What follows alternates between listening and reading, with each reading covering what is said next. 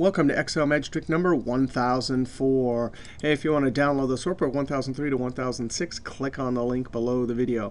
Hey, back in video 1003, we saw how to look up the second occurrence of a particular name. So if I say the third occurrence, our lookup formula has to find the third Sioux and return that rate. Now that was 1003. What we'd like to do here is when we change the number or the name, I want to conditionally format that entire row.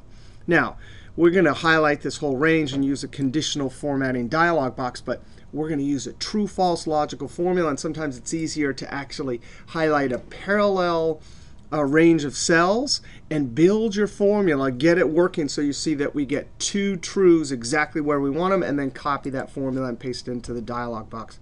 Hey, there's two ways I can think of how to do this. The first way involves the count if.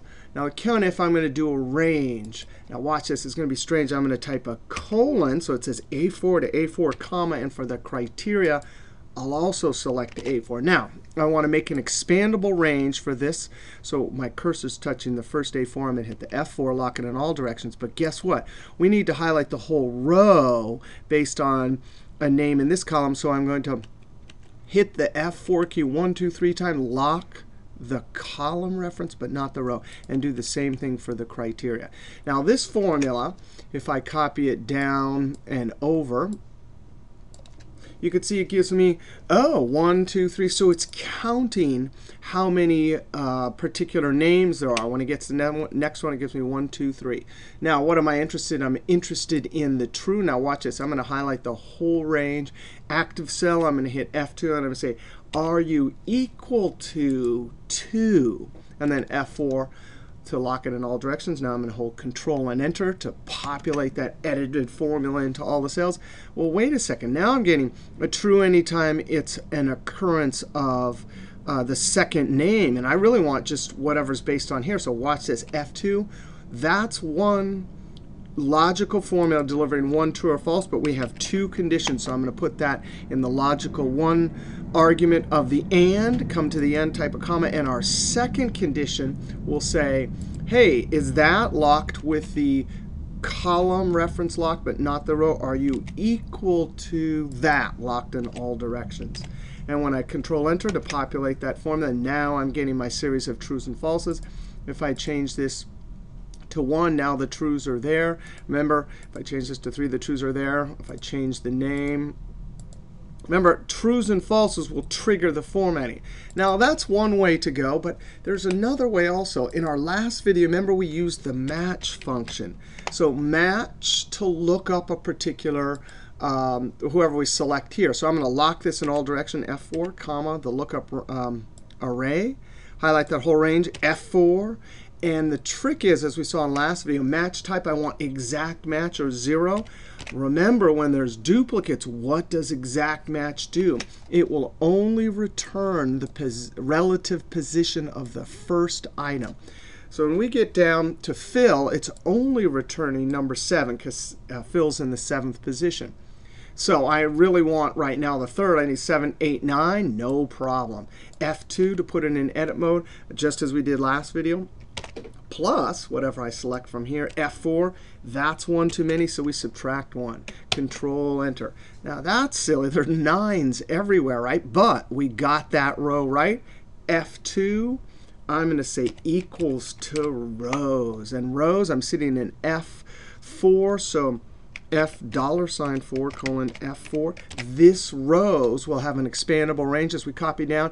It'll give me 1, 2, 3, 4, 5, and obviously only the one at the 9th position will give me true, true. Control Enter, populate all those cells. So there we go. If I change this back to 2 and Sioux, boom, there's our trues. Now, the trick is, which one of these formulas do we use? Well, now that we have these in the cells, I'm going to come over here and change this data set. Notice this first column is sorted, but what if it wasn't sorted? Maybe it was sorted by the numbers. Now, check this out. Which one of these formulas work? The first Sioux, it looks like this one and this one, but let's change it to the second. So we're testing our formulas. So the second Sioux down here, true, true, is working, but it's not working over here. And here's the thing. In video 103, the lookup formula we created was dependent on the fact that this column was sorted. And so, and that's how match dealt with the duplicates. It finds the first one, and if they're sorted, we can just jump forward that many. So if you wanted, if your data set was always sorted, you could use this one. If it's not, then we need to use the COUNTIF. Now I'm going to Control Z. I'm going to use the COUNTIF. I'm going to take the formula from the upper left, from this range right here. It's the parallel size range. I'm going to copy the formula from the upper left cell, Control C. And when I highlight this range, the active cell is the upper leftmost cell. And I can use either two keyboards. The old keyboard in 2003 or earlier was Alt-O-D. And once this dialog box opened, you had to hold Alt and hit N to get that new. Or you can use the new, since 2007, Alt-H-L-N. And then we use a formula. I'm going to use my COUNTIFs, Control-V, Format, and then you can do whatever formatting you want. Click OK, and now we can test it. This column is not sorted, and it looks like it's working. We got Sue and Sue. However, if we sort it, it'll work also. Whoops, I want to sort these, so I'm going to sort.